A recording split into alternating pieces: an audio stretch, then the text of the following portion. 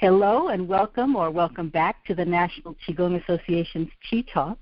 Today is December 14th, 2017. I'm your host, Vicki Delajoyo, and I thank you so much for stopping in for today's program where we can explore yet another aspect of the power of Qigong, in this case empowering our third ear and cultivating deep listening. Whether you're new to Qitalks or you're a regular listener, we are totally thrilled to have you here.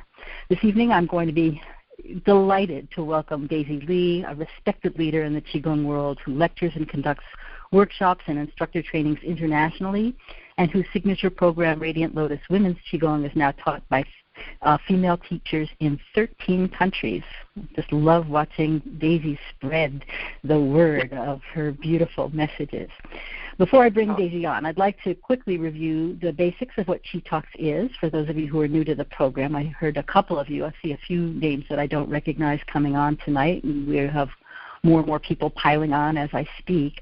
I want to let you know what to expect during our hour together and how you can participate, because this is not just a dialogue. It's going to include you too if you'd like. Qitalks is a monthly program. It airs every second Thursday of the month and is sponsored by the National Qigong Association, which is a member organization that provides information, resources, networking, and community building for people who are interested in Qigong. That includes practitioners who are Qigong healers, professional teachers, and the general public who either have a practice in Qigong or want to learn more about it or just kind of curious about energy and how that works. So it's a very broad spectrum that comes to the NQA. We also sponsor national, regional, and local conferences and events.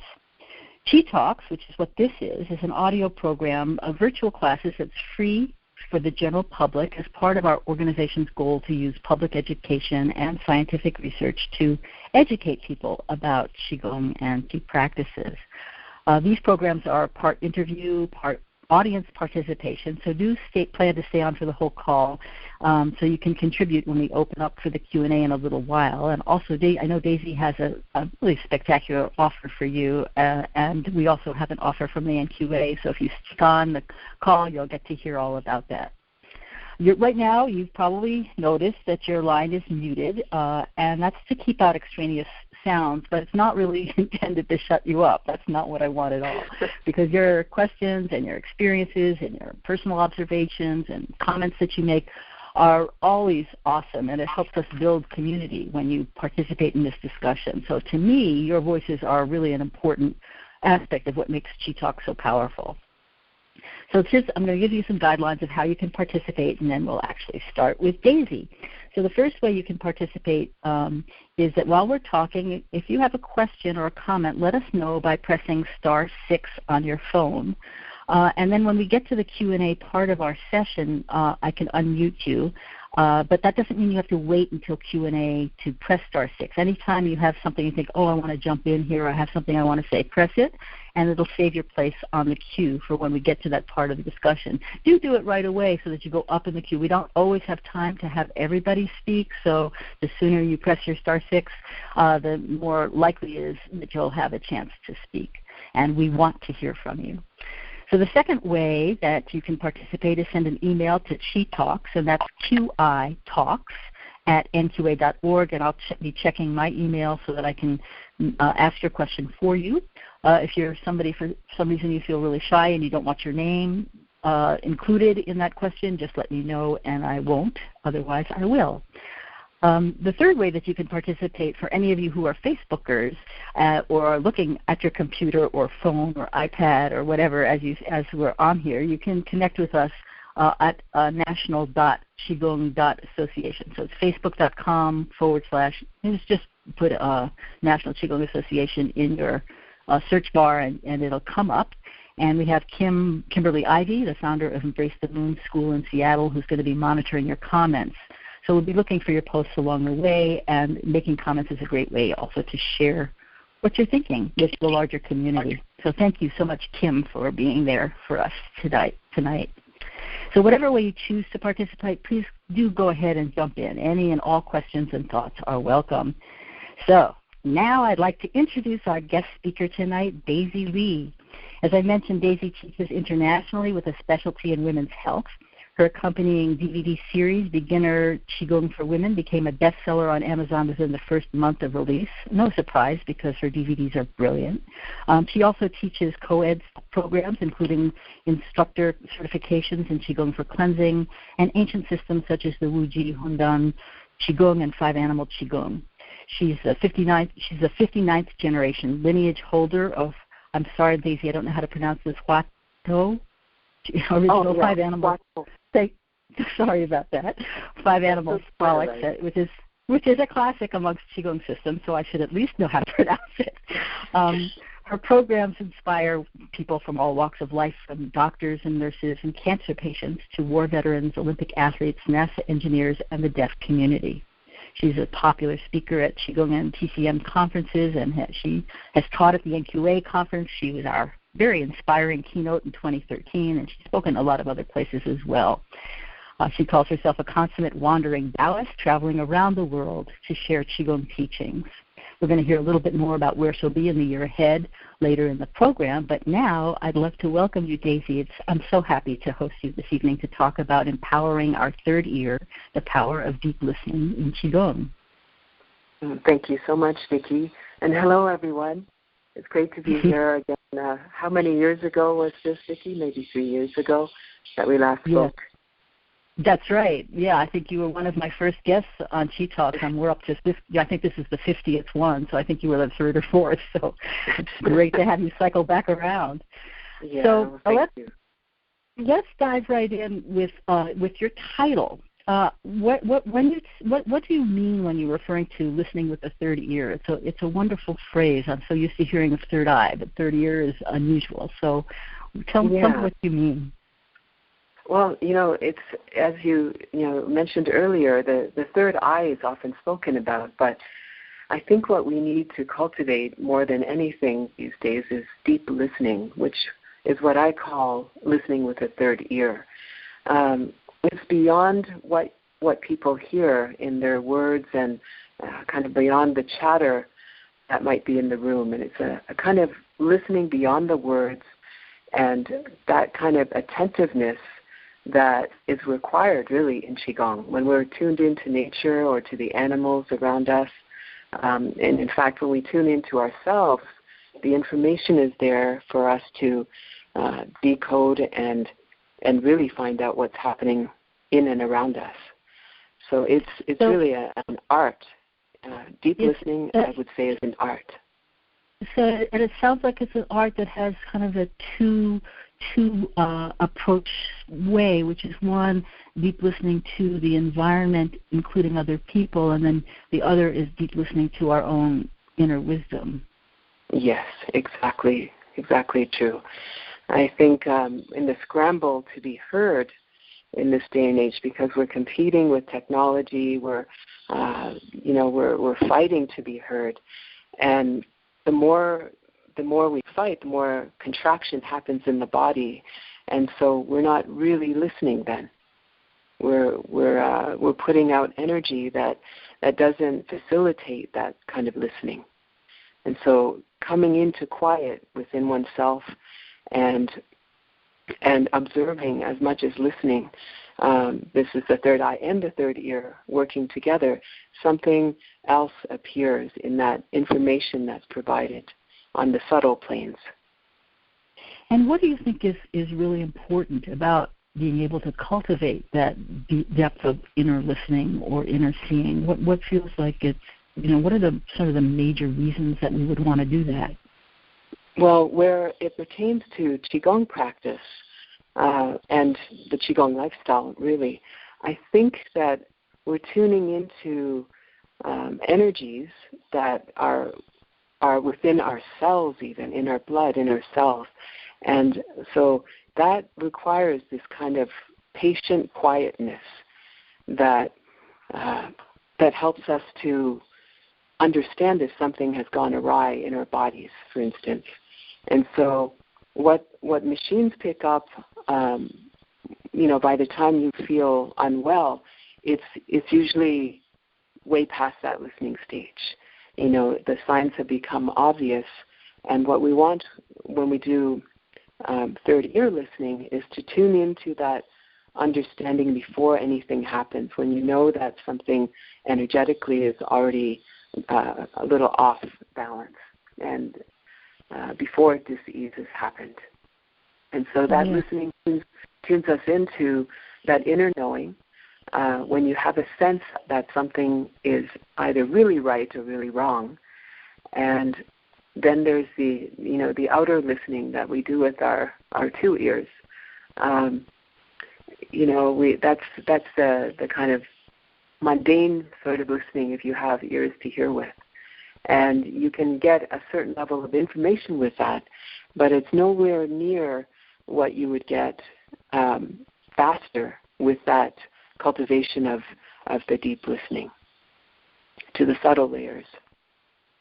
What are your favorite ways to cultivate that third ear listening? What are what are the actual practices that you like that feel like they really enhance that ability? I mean, I think Qigong in general can bring us there, but I'm thinking you probably have your own specific pathway. I would say that it is very much a part of my Qigong practice.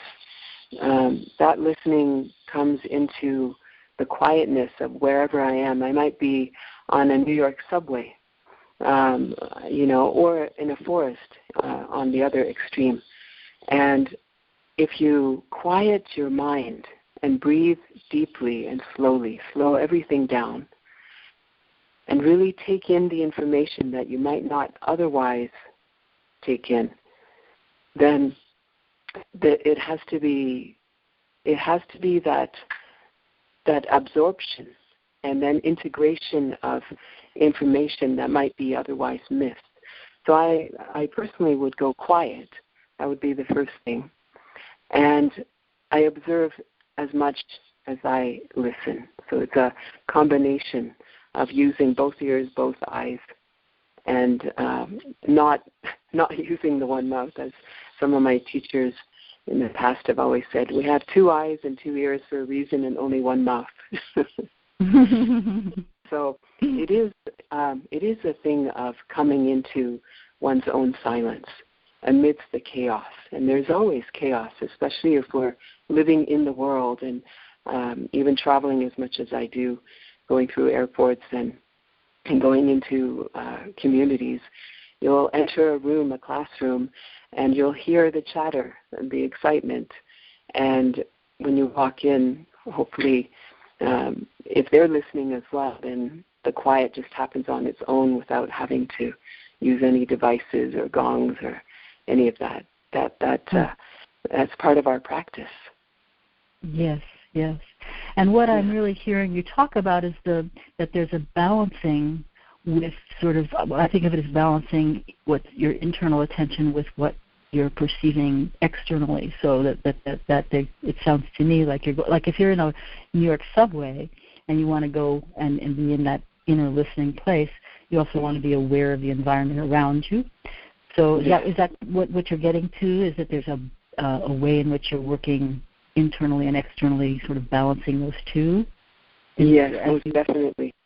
It's really we're given the gift of hearing, if we're so lucky to have that, and then there's this secondary awareness, which I would call the third ear.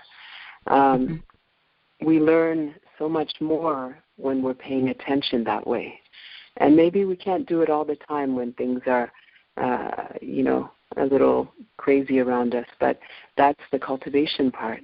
It's our opportunity to cultivate.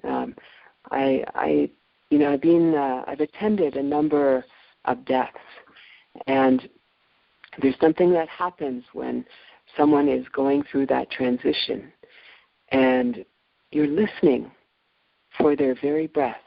You're listening for that elusive quality that you can't even really put your finger on it or see it necessarily, but some people see, some people hear.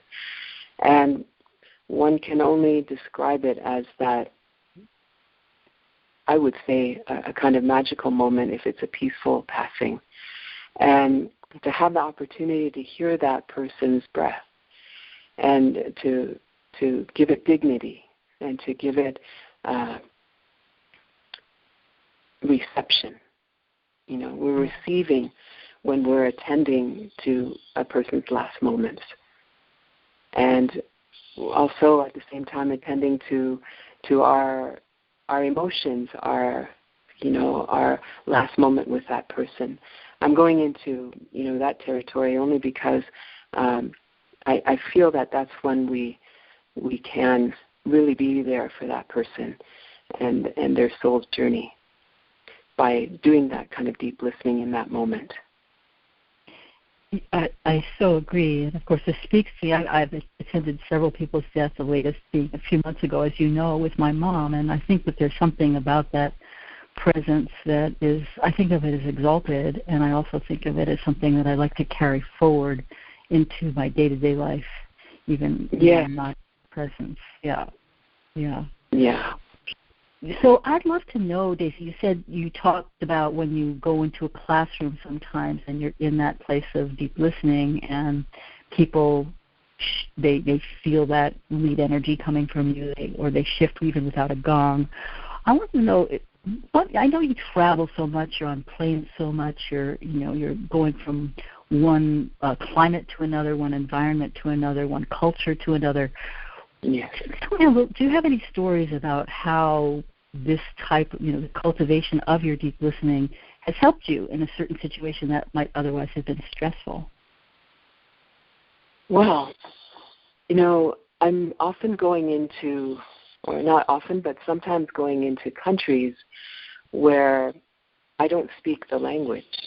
When I go to Poland, I have translators. When I'm in Spain, I have a translator. And so, you can't almost help but cultivate that listening skill. The one time I would say that I made an assumption was when I was teaching the deaf community from Gallaudet. My organizer and friend Mallory Hemmerline was organizing for me to teach the deaf community there. And I had an American Sign Language interpreter.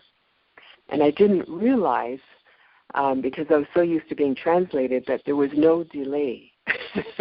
There was no delay necessary. They just had to look at my interpreter's hands moving. And so I realized in that moment that they can keep up with exactly what I'm saying. And so just that's when my eyes and ears are kind of working together, and that realization kind of dawns on you, and you can have fun. You can have fun because from what I have learned from them, is that they're observing twice as much, of course, but they're also feeling vibration. Yes. So then it goes into this other layer. How do people listen when they don't have ears to hear with? Yes. And some of the other senses then have to tune in and compensate for the lack of hearing. And so, other gifts are discovered in that process. Then it becomes a thing of paying attention once again through observation, through vibration. And, we are these energy fields that are vibrating at a certain frequency. And so it is possible to cultivate that deep listening even without hearing. Oh, yes, absolutely. Yes, and for you, it sounds like in that particular circumstance, that deep listening helped you shift gears to a different gear of frequency, yes. Right? Where there's no delay, no time delay. As you've been traveling, Daisy, are there any particular themes or issues that you've heard amongst your students across the globe that would make us, that we would want to tune into? It's funny, since we're talking about listening. I often teach a lot of women, especially in the Radiant Lotus Women's Qigong programs.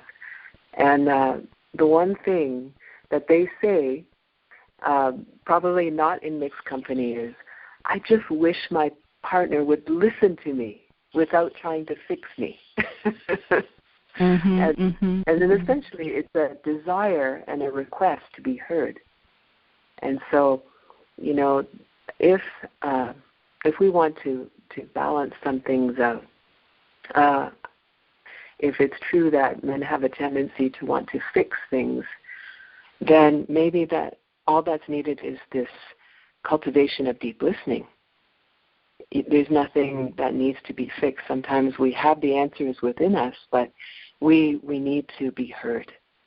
I so agree with you. Sometimes I think of it as an epidemic of advice. I don't think it just from men, but in general, that people have so much wisdom and they're wanting to share it. And what happens is that then they take away, or they don't take it away, but they impinge on that person's own inner listening or ability to talk themselves into their own wisdom. I've seen that happen a lot. Yeah, this desire to help, the desire to help. Yeah. And that's certainly a great thing. And I would say that women are just as susceptible as men, to wanting to fix things, especially when someone we love and they're in distress. Or it's a student and they've come, they've told you that they have a cancer diagnosis. And so, often we want to have the answers ready. And the truth is we don't always know, because we don't know what it is to be in another person's body and their circumstances. And to presume that we have answers, even as Qigong teachers, is, what they say about making assumptions. So definitely a pitfall. Yes. Yeah, and I think, so in that instance, just putting your hand on someone and listening. And, let them offload, the emotions that come with prognosis like that. That's what friends are for. I think that's so profound. I think it's such a profound, what you're saying is so profound, because it's really that gift of really giving that space to that other person.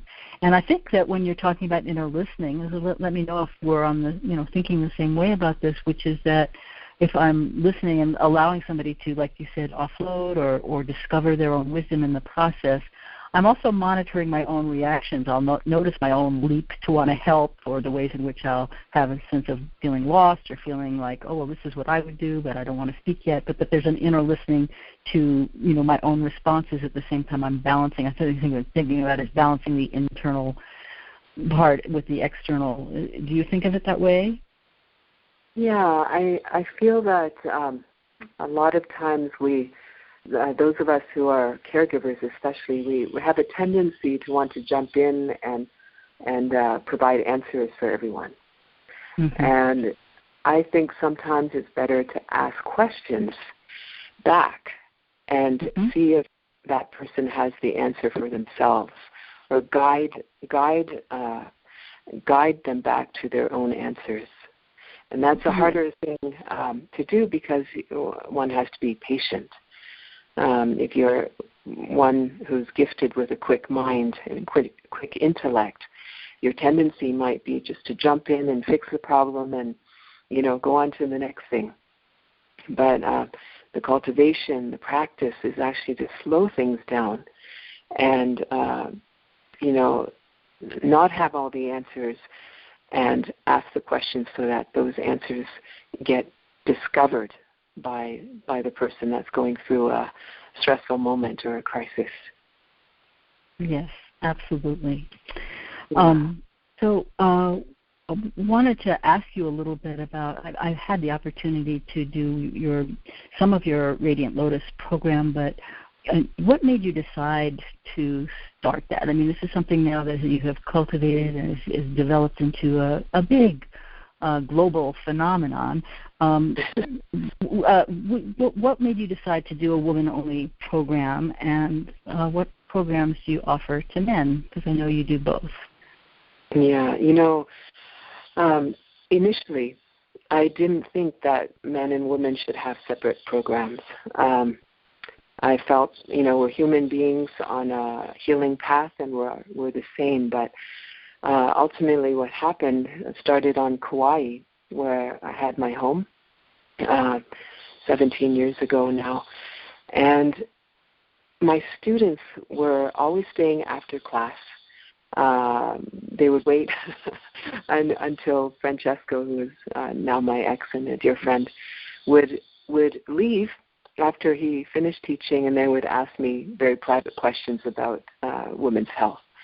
And after a while, because I did have the answers to many of their questions from my own training, it developed into a program, and I started to pull together all the variant pieces that came from my teachers in Tibet, in China, also in the West, and decided that if it was working with my students on Kauai, that I could take it out a little further and wider and see if there was interest by other women.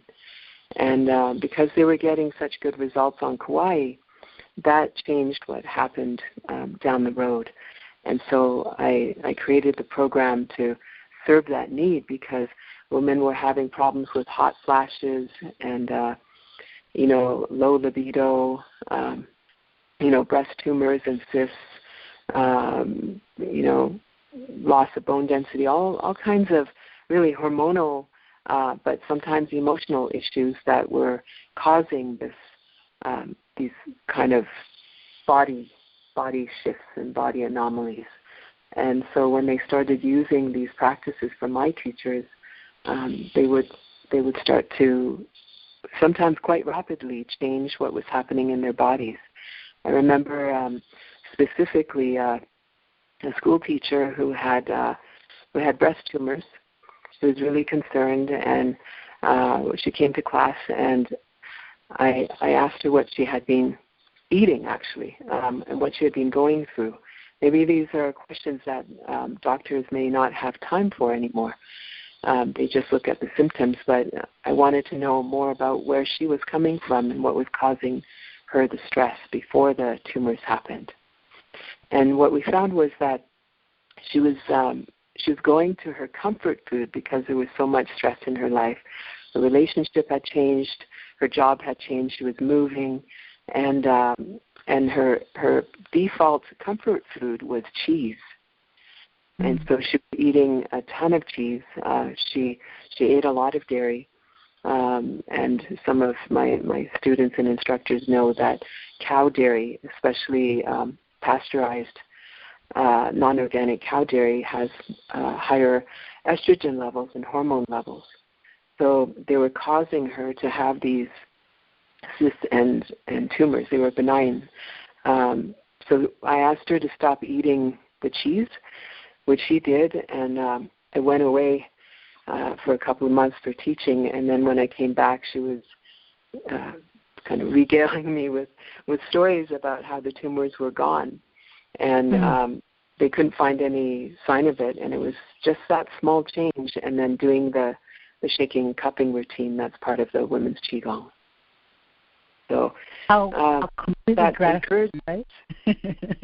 Yeah, it's encouraging when I hear these kinds of stories.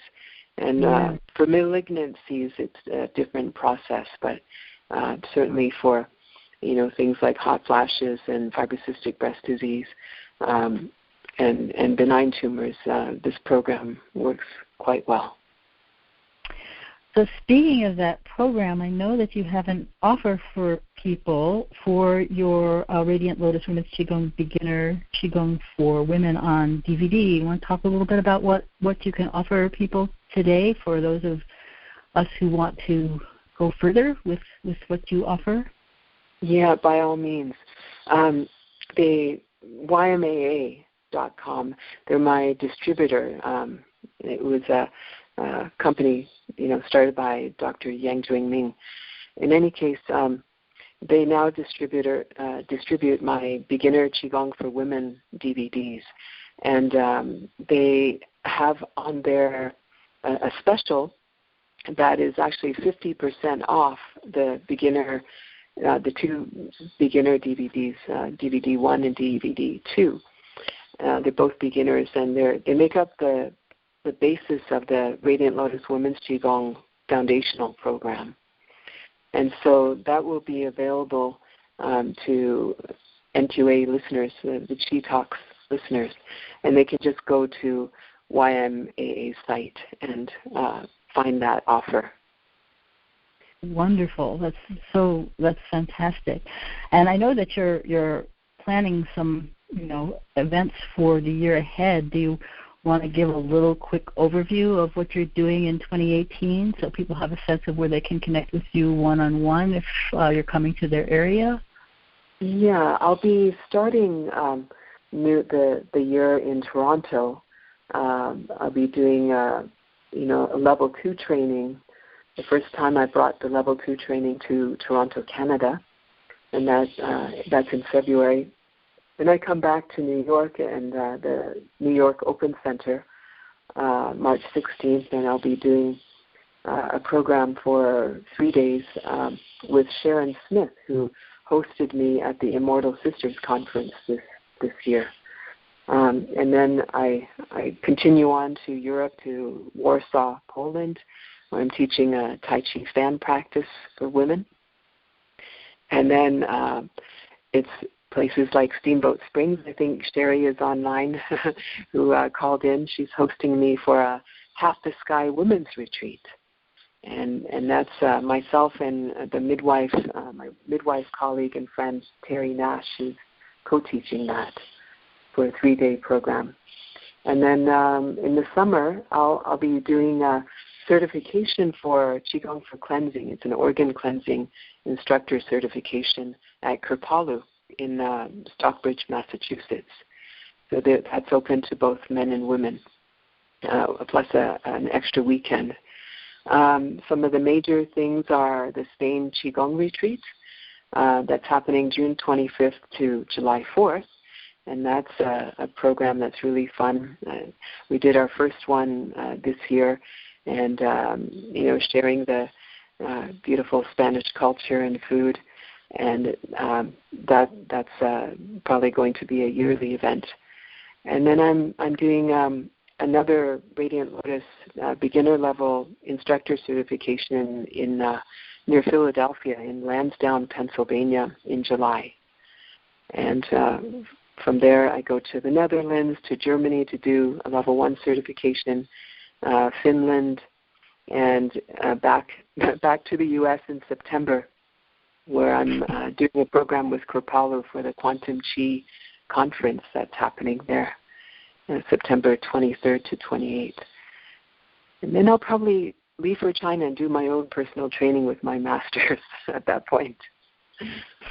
Yeah, I love it, Daisy. It's like reminds me of Where's Waldo? Where's Daisy? If people want to, I'm sure people might have thought, oh, that one I could do, or something like that. If they want to find out more, can they go to your website or email you, or how can they connect with you so that they can? Yeah, the best is to go to my website, Vicki, which is radiantlotusqigong.com. And my email is simply my name, Daisy, at radiantlotusqigong.com. They should be able to find information on the schedule page where I have the contacts of my organizers in different cities. Perfect. Okay, yeah. Well, I think what I'd like to do now, if it's okay with you, Daisy, is to open it up to Q&A. So if people have a question or a comment or an observation or thoughts about inner listening, or cultivating your inner ear, please press *6 on your phone, *6, so that we can see that you want to speak, and we can unmute you. So did I interrupt you? Were you going to say something after September? Do you have October, November, December that you wanted? Or you're going to be in China working on with your master, your own master? I will. I am planning to go to China to work with my teachers there. Yes. And since I'm 59th generation lineage holder for the 5 animal Qitalks, I feel that I need to do that and pay homage to my teachers there. Yes.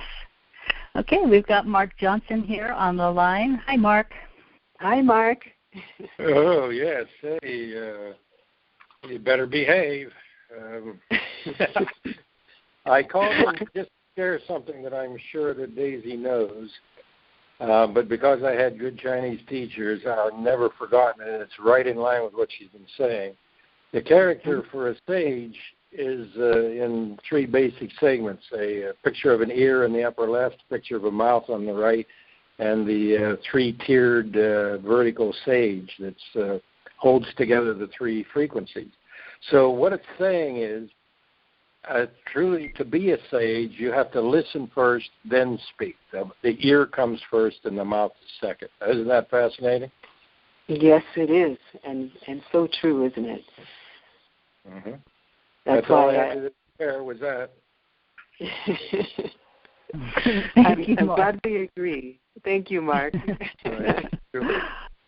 Okay, so please press star 6 so that we can unmute you. If you have your own experience or thoughts about that type of deep listening before speaking, maybe everybody's listening until they're not speaking, but we'd love to hear they're all from you. cultivating their third ear. Yeah, that's right.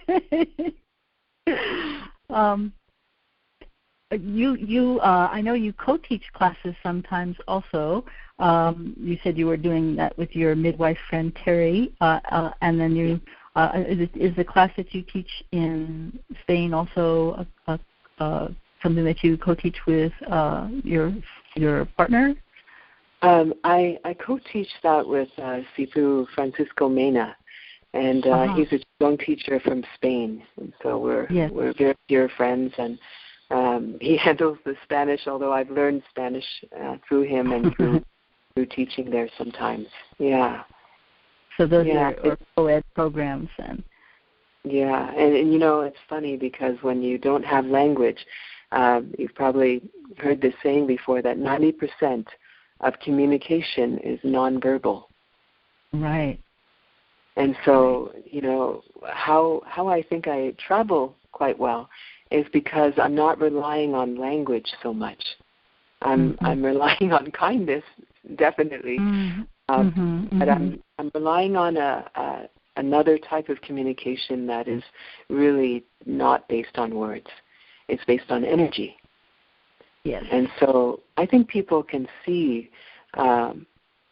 when you're open to communicating, to learning, you know, to giving, and those are qualities, I think, that have so much more to do with real communication, the nonverbal communication that's spoken of.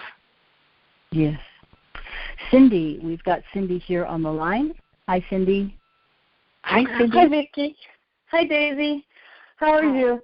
Very well. Daisy, one of the things I wanted to ask you is I mentioned earlier that I was using the level 2 Radiant Lotus and the particular movements for cleansing the thyroid to work on my thyroid after having been medically treated for some 35 years.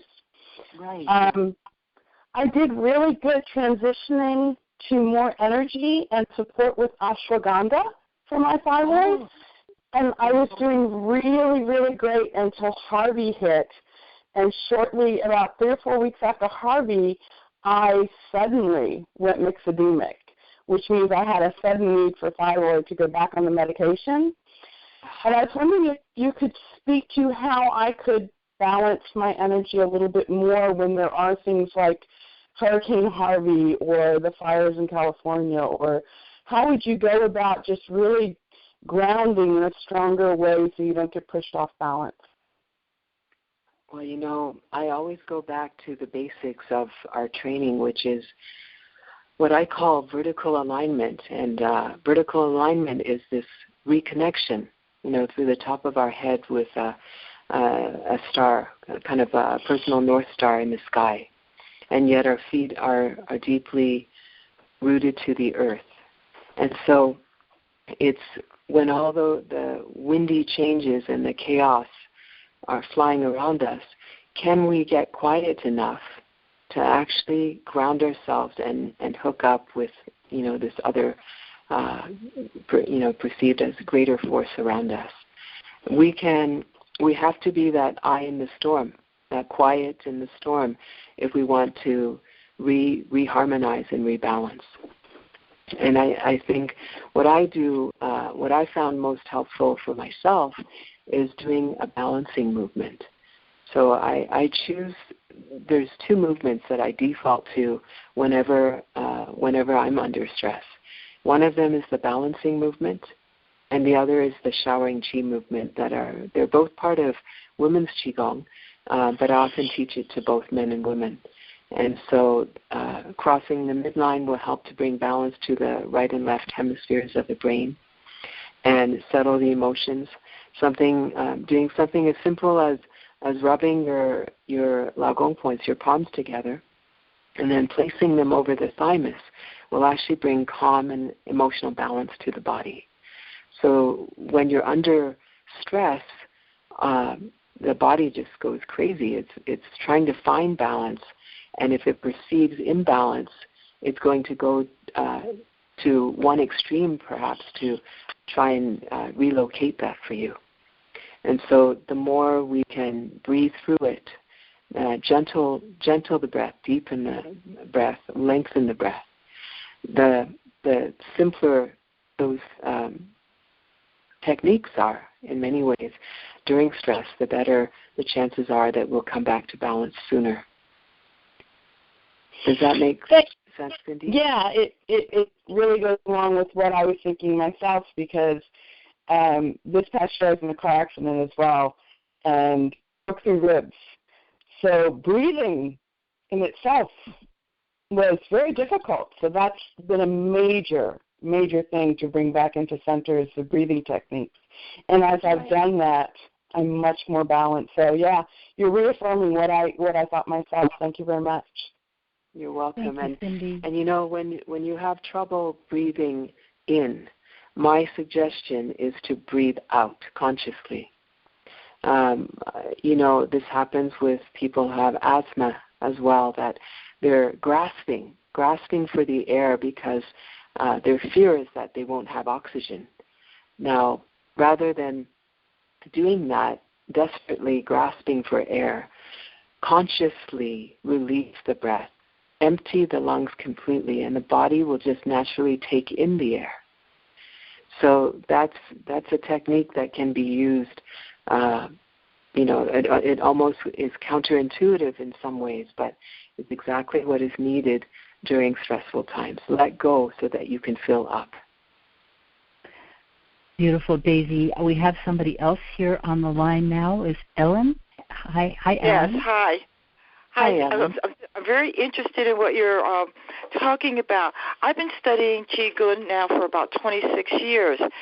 And what's the difference between, and there's so many different forms of Qigong out there.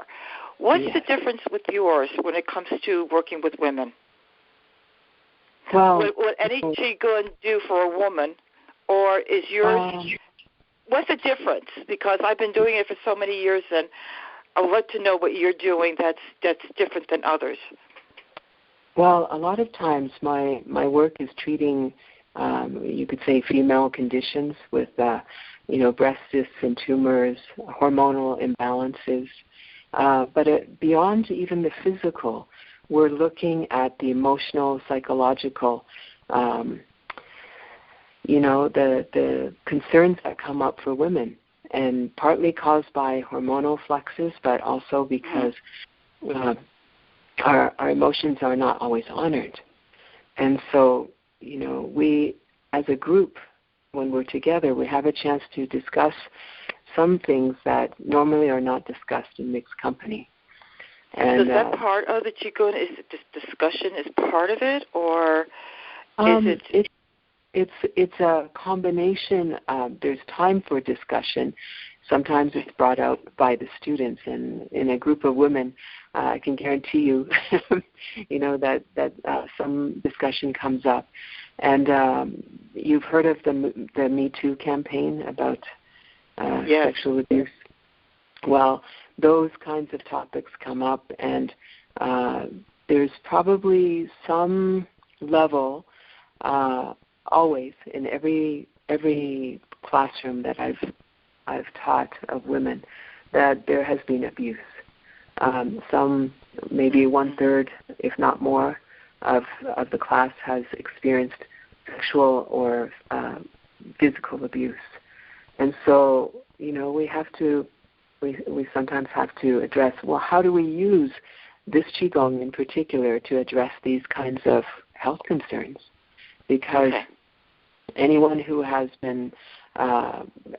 experienced domestic violence, or even if not domestic, a partner that has not treated their partner well, how do you move forward? How do you do Qigong? And how does the Qigong you do affect this kind of unfolding and cultivation in a woman? You can sweep it under the table and cover it up, or you can address it directly with some of the Qigong techniques and movements that we have. Okay, so that's what makes it different. We've also been able to reduce, especially with benign tumors, breast tumors, and uterine tumors. Some of my students have shrunk them on their own just using these techniques. Okay, all right. Yeah. So these are particular techniques for different parts of the body? Yeah, and for dealing with different kinds of emotional conditions? Yes. When you're in class, in person, it helps more. We don't address on the DVD so deeply the emotional, psychological layers. But the movements, when they're described in class, they're addressing some of those. In particular, there's a movement called the lotus rises through the water. And it's speaking to that understanding that we've come through challenges. Most women, whether they're and men really, ultimately we've all come through challenges just being in a human body. But women seem to have suffered more because of the inequities in different societies and communities. If we're blessed, and I would say that I'm quite blessed by my family background because we didn't have that in my immediate family, at least. We didn't have that kind of abuse. We worked hard. We worked 20-hour days, but we were never hit and yelled at. So the psychological abuse, the physical violence that's perpetuated on women, these things hold us back from reaching our potential. And so to be amongst people, amongst women that understand and can be there to support each other as well as practice together, I think this is one of the gifts of Radiant Lotus Qigong. Thank you, Daisy.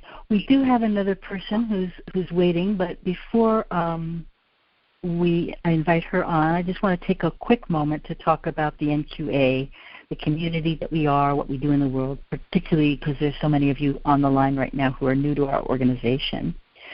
The NQA is an important resource for Qigong and includes several different branches of activity. Qitalks is just one of them. So if you're not already on our email list, I really invite you to join it. You can receive a lot of information, something called Qi Tips that comes out fairly regularly, always interesting, latest breaking research about Qigong, what the new Qitalks will be, announcements about the conferences and live events and so forth. So please join our mailing list if you haven't already. You can go to nqa.org. The NQA, I should say, is a community that has widely different and diverse lineages, philosophies, levels of experience, expertise. Given that Qigong itself, as Ellen was saying, is a widely diverse lineages, right? There's a lot of different types of practices that you can do over the years, philosophies, so forth. The NQA is kind of an umbrella organization that holds a wide range in terms of who's a member. So we don't endorse one particular ideology as being the only way, but rather drawing together individuals and schools and communities who love Qi practice and share a deep desire to share these arts with as many people as possible. So if you folks who are listening are either long-term practitioners or professionals yourselves, or you're just somebody who's interested in learning more about how this works, what it is, then I'd like to invite you to consider becoming a member of our organization if you're not one already. It's a really good way to become part of a growing community of people who want to take charge of their health, their well-being. It's a great way to get access to information, like I said before, and to different resources. If you become a member, you'll have unlimited access to this call as well as all our past archive of Qitalks. Like I said, I think this may be our 49th or 50th one, so there's a lot of wonderful information on the website that as a member you get to listen to anytime you want to and as often as you want and share it with your friends. It's a great library. It's full of all kinds of pearls. Some of the callers have included what I call Qi visionaries, and there's so many of them. I can't list them all, but it includes people like Mark Johnson, who was just on the call a little while ago, Sola Towler talking about the Tao Te Ching, Chengliang Ao Huang talking about slowing down in a fast world, Chris Bouguillon on applying Qigong principles for PTSD, Linda Larkey on the latest scientific research on the benefits of Qigong. We have Carrie Sherman on Qigong for kids and Eric Imbody on Qigong for seniors, Bill Douglas about the World Tai Chi Qigong Day, Annie Roberts on the practice of centering, Ken Cohen on Taoist meditation, many other popular teachers including Roger Yanka, Bill Douglas, Michael Wynn, Kimberly Ivey. She and I just did a different type of Qitalks last month where we talked about how our practices supported us so that we could show up for our mothers during their dying process in the previous months. So there's a lot of variety and application, and it's one of the things I love about Qigong is that it's so wide-reaching. So if you are a member, by the way, and you've missed any of those teleclasses, please do check out this treasure trove on the website. Also, if you are somebody who's listening who's currently a professional member of the NQA or you join at that level, I want to invite you to apply to be a Qitalks presenter yourself. It's a great way to let people know who you are, what you do, and it spreads the Qi. It spreads the information. It raises the vibration for everybody, I believe.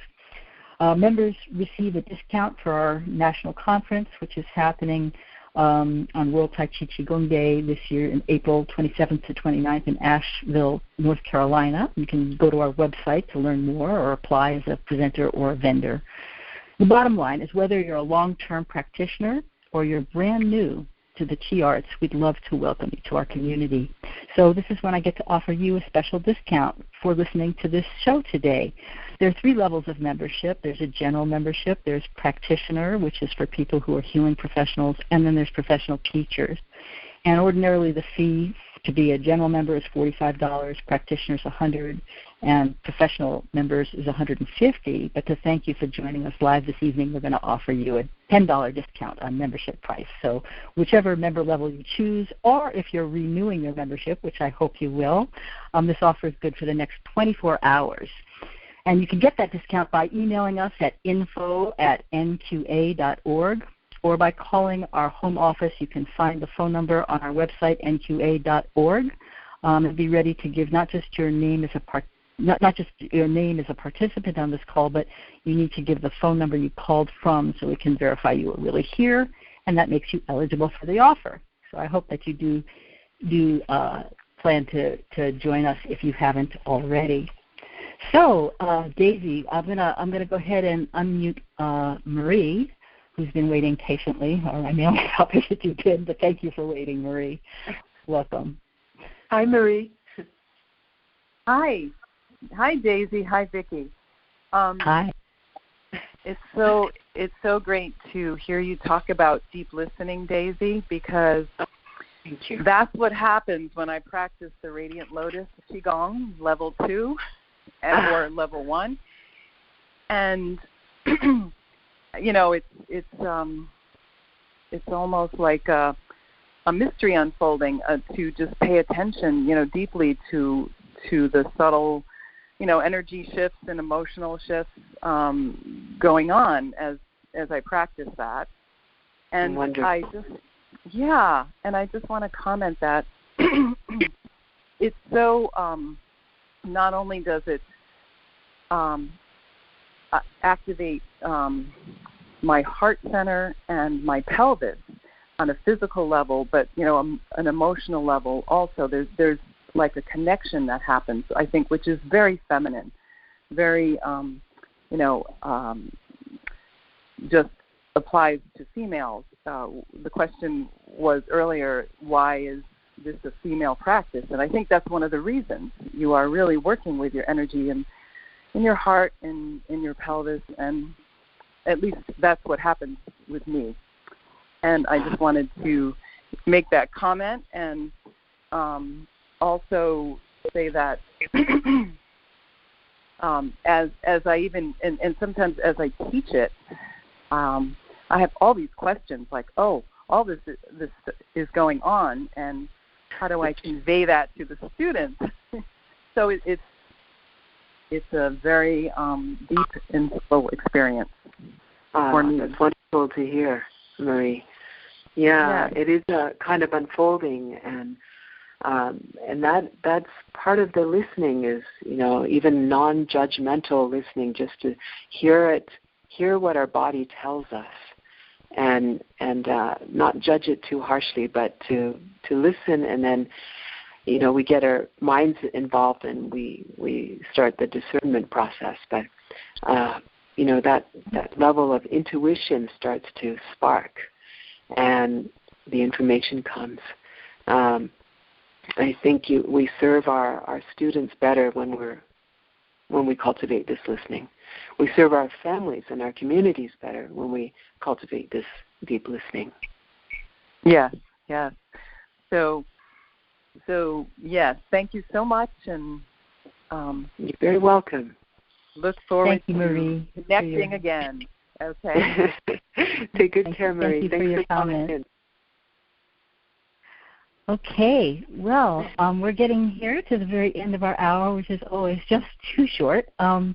So, Daisy, do you have any last thoughts that you want people to, do you want to leave people with this evening? There's always a last thought. Yes.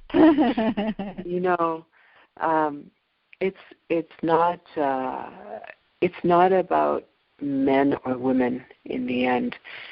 We have these different bodies that we're gifted with as human beings, but it's those other elusive qualities like listening, like observing, that all of us can do, that we can support each other on. And that's what changes people, that kind of compassionate listening and observation, non-judgmental kind of observation. And to be really present for each other. That doesn't require any differences in our Qigong systems. It's what we should all be doing. And so I hope that we can cultivate that, as individuals, as community members, so that we can all go together into the future in a better way. And it's been a privilege, again, Vicki. Thank you so much for having me here.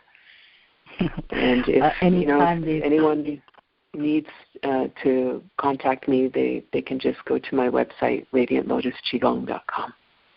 And for people, because Qigong has so many different ways of spelling, it is Qigong on your website.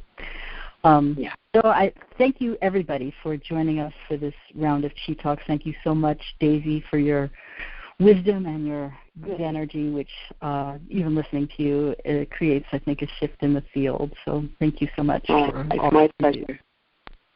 Yeah. I want to let people know that next month our guest is going to be Kate Kelman, who's going to be speaking about her experience with medical Qigong and childhood leukemia, exploring the root cause.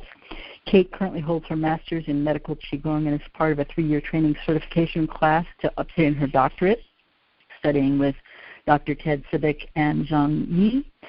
She currently has a private practice in medical Qigong upstate New York and teaches classes in Dalian as well. She's passionate about helping others through medical Qigong, especially children.